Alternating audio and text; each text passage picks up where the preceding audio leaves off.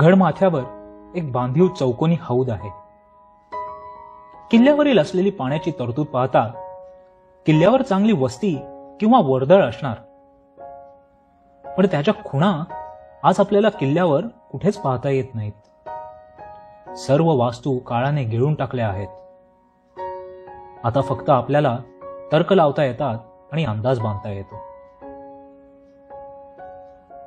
गड माथ्यावरून वैतरणा नदीचे विहंगम असे दृश्य दिसते. समुद्रातून खाडीत आणि खाडीतून पुढे नदीत जाणाऱ्या जलमार्गावरून होणाऱ्या माल वाहतुकीवर लक्ष ठेवणं या किल्ल्यावरून सहज शक्य असावं आणि त्यामुळेच या किल्ल्याला महत्व असणार. ऐतिहासिक अवशेष जरी आता उरले नसतील तरी हा किल्ला निसर्ग संपत्तीनं परिपूर्ण आहे. विविध जातीचे वृक्ष, वनस्पती, पक्षी, प्राणी इथे वास करतात.